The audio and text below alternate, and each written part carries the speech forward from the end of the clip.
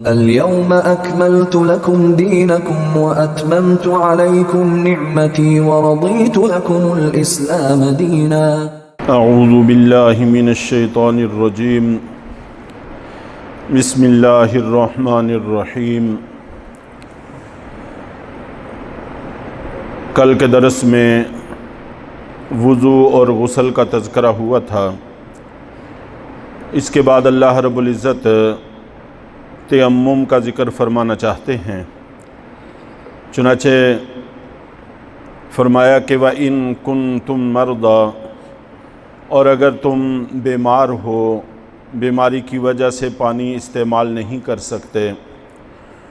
और ये मैंने अर्ज़ किया था कि ये बीमार को ख़ुद अंदाज़ा होता है कि पानी के इस्तेमाल से मुझे क्या नुकसान पहुंचने वाला है, तो वो अपने दिल के फ़ैसले पर अमल कर ले, उसको इसका इख्तियार हासिल है।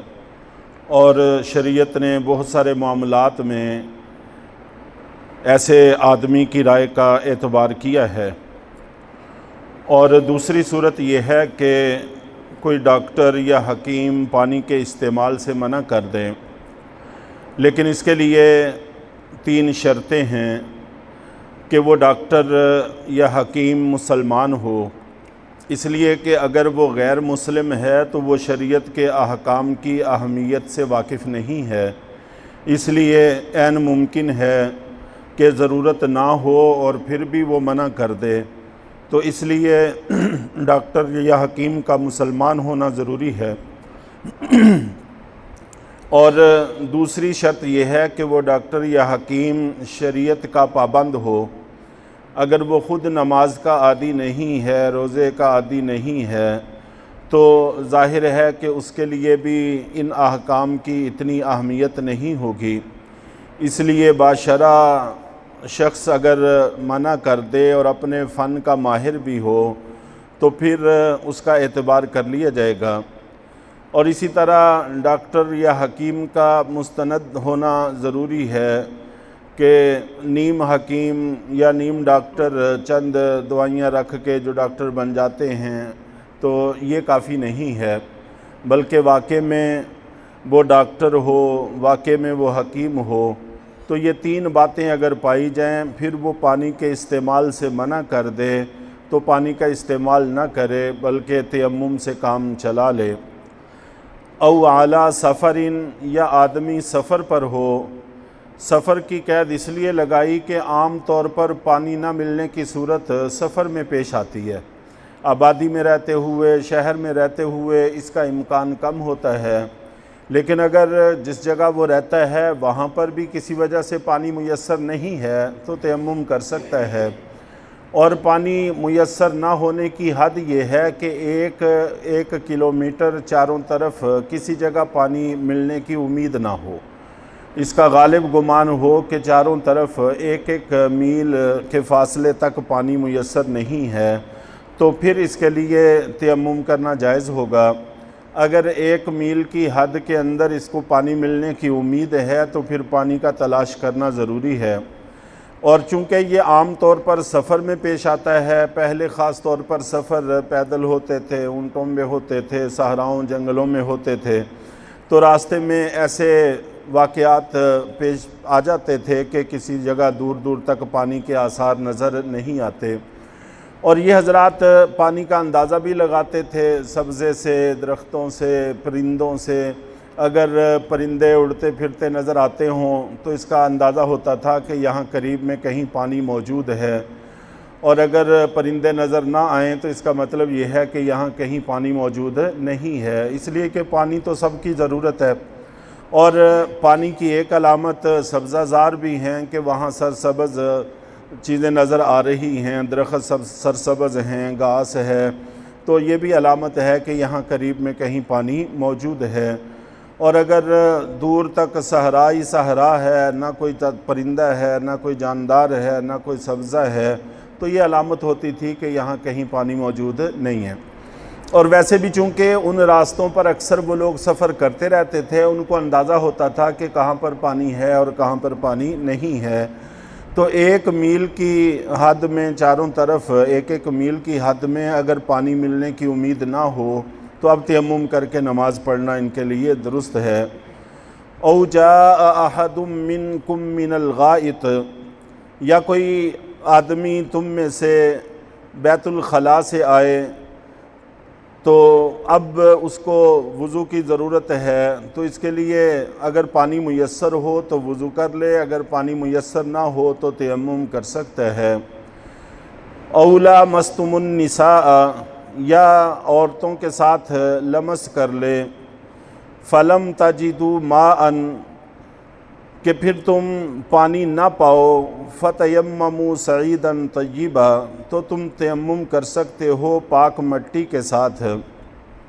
तयम्मुम का माना इरादा करना होता है, चूँकि तयम्मुम के माना ही में इरादा और नीयत शामिल है, इसलिए उलमा ने लिखा है कि तयम्मुम के अंदर नीयत करना फ़र्ज़ है। और बाकी भी तकरीबन जितने आमाल हैं उन सब के अंदर नीयत करना फ़र्ज़ है। जैसे नमाज के लिए नीयत फ़र्ज़ है, अगर नीयत के बग़ैर ऐसे ही बेख्याली में नमाज शुरू कर ली तो उस नमाज का एतबार नहीं होगा। आदमी के दिल के अंदर इसका पुख्ता इस्तेहज़ार होना ज़रूरी है कि मैं कौन सी नमाज पढ़ रहा हूँ।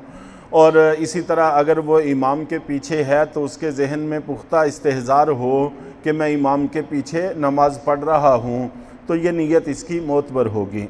और अगर बेख्याली में नमाज शुरू कर ली तो ये नमाज सही नहीं होगी। रोज़े के लिए भी नीयत शर्त है, तमाम आमाल के लिए नीयत शर्त है। इन्नमल आमालु बिन्नियात, के आमाल की कबूलियत का दारो मदार नीयतों पर है।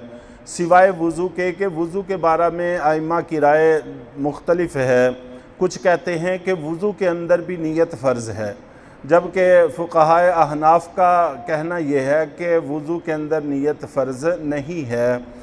वो कहते हैं कि वज़ू में 2 हैसियतें हैं, एक इबादत होने की और एक नमाज का आला होने की, ज़रिया होने की। नमाज की एक शर्त होने की हैसियत है।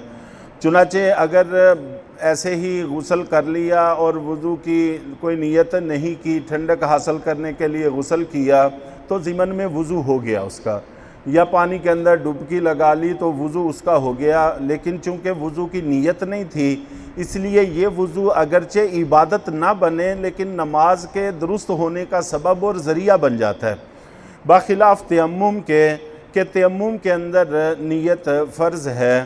तो समझ लें कि हर अमल में नीयत फ़र्ज़ है। वज़ू के अंदर बाज़ आइमा का ख़्याल ये है कि अगर नीयत ना भी की जाए तो आदमी को तहारत हासिल हो जाती है। और फिर इसके बाद हमें वज़ू तयम्मुम का तरीक़ा बयान किया गया है, समझाया गया है। फ़मसहू बिवुजूहिकुम बअयदीकुम मिन, के अपने चेहरे का मसा कर लिया करे और अपने बाजुओं का मसा कर लिया करो। 2 दफ़ा अल्लाह के नबी सल्लल्लाहु अलैहि वसल्लम ने इसका तरीक़ा अच्छी तरह समझाया है कि मिट्टी पर अपने दोनों हाथों को मारे, और अगर हाथों को गट्टा या मिट्टी ज़्यादा लग जाए तो उन हाथों को आपस में टकरा कर झाड़ लेना चाहिए, क्योंकि मकसूद चेहरे पर सिर्फ़ हाथ फेरना है, चेहरे पर मिट्टी मलना मकसूद नहीं है, ताकि चेहरे पर मिट्टी न लगे। बहुत सारे लोग नावाकफ़ियत की वजह से बाकायदा मिट्टी लगा के हाथों को चेहरे पर मल लेते हैं, ये शरीयत में मकसूद नहीं है, बल्कि बिल्कुल साफ़ सुथरा धुला हुआ पत्थर है, रगड़ाई हुआ पत्थर है, तो उस पर भी हाथ मार के अगर हम तयम्मुम करेंगे तो ये तयम्मुम बिल्कुल सही है। या पक्की ईंट है या कच्ची ईंट है, और कच्ची ईंट भी अगर साफ़ सुथरी हो तो उस पर हाथ मारने से हाथों को मिट्टी ख़ास नहीं लगती, तो उससे भी तयम्मुम बिल्कुल दुरुस्त हो जाता है। और मिट्टी की जिनस से हर चीज़ उसके साथ तयम्मुम करना सही है। और मिट्टी की जिनस से वो चीज़ें शुमार होती हैं कि जिनको अगर पिघलाया जाए तो वो पिघले ना, अगर उनको जलाया जाए तो वो जले ना। तो ये 2 सिफ़तें अगर मौजूद हों तो उसको मिट्टी की जिनस से तसव्वुर किया जाएगा। जैसे रेत है, पत्थर है, गाची है, चूना है, ये सारी की सारी चीज़ें ज़मीन की जिनस से हैं। तो चुनाचे और इसी तरह जो पहाड़ों से निकलने वाला नमक है तो वो भी मट्टी की जिनस से है, तो उसके साथ भी तयम्मुम कर सकते हैं। अलबत्ता जो समंदरों से नमक निकलता है, पानी के अंदर से निकाला जाता है, तो उसमें आजकल तो वो भी खुश्क होता है और मशीनों से उनको खुश्क कर लिया जाता है। पहले ज़मानों में उसके अंदर नमी होती होगी, इसलिए किताबों में लिखा है कि उसके साथ तयम्मुम दुरुस्त नहीं है। तो बहरहाल मट्टी और मट्टी की जिनस की हर चीज़, चाहे वो बिल्कुल साफ़ शफ़ाफ़ हो, तो उस पर हाथ मार के अगर चेहरे का और हाथों का मसा कर लिया जाए, बाजुओं का मसा कर लिया जाए, तो इससे तयम्मुम अदा हो जाता है। और अपने चेहरे पर भी हाथ इस तरीके से फेरने चाहिए कि जितना हिस्सा धोने में फ़र्ज़ है उतने हिस्से पर अच्छी तरह से हाथ फिर जाए। और बाजुओं में भी कोहनियों से लेकर नाखूनों तक पूरे हिस्से को धोना चूँकि फ़र्ज़ है, इसलिए तयम्मुम में मसा करते वक़्त भी अच्छी तरह से हाथ फेरा जाए कि कोई हिस्सा ऐसा बाकी न रहे कि जिस पर हाथ न फिरे, तो इसको तहारत हासिल हो जाएगी।